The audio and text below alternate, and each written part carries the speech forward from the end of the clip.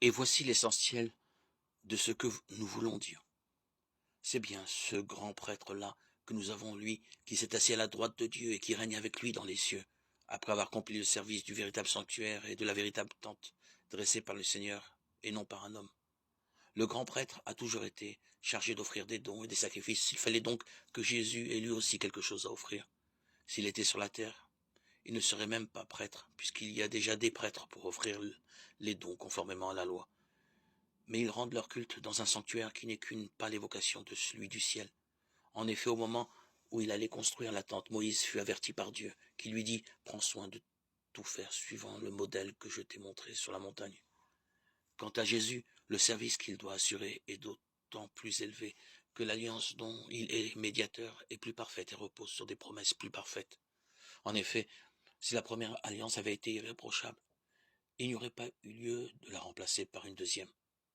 Or, c'est bien un reproche que Dieu fait à son peuple quand il dit « Voici venir des jours, déclare le Seigneur, où j'établirai avec la maison d'Israël et avec la maison de Juda une alliance nouvelle. Ce ne sera pas comme l'alliance que j'ai faite avec leur père, le jour où je les ai pris par la main pour les faire sortir d'Égypte. Ils ne sont pas restés dans mon alliance, alors moi, je ne me suis plus occupé d'eux, déclare le Seigneur. Mais voici quelle sera l'alliance que je conclurai avec la maison d'Israël quand ces jours-là seront passés, déclare le Seigneur. Je mettrai mes lois dans leurs pensées, je les inscrirai dans leur cœur. Je serai leur Dieu, et ils seront mon peuple. Ils n'auront plus besoin d'instruire chacun son concitoyen, ni chacun son frère, en disant « Apprends à connaître le Seigneur », car tous me connaîtront, des plus petits jusqu'aux plus grands. Je serai indulgent pour leurs fautes, je ne me rappellerai plus leurs péchés. En parlant d'alliance nouvelle, Dieu a fait de la première une alliance ancienne. Or, ce qui devient ancien et qui vieillit est près de disparaître.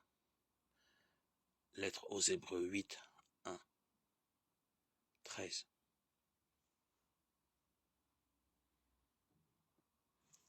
En souffrant lui-même une fois pour toutes, le Christ entre pour toujours dans le sanctuaire du ciel et devient le médiateur de la nouvelle alliance.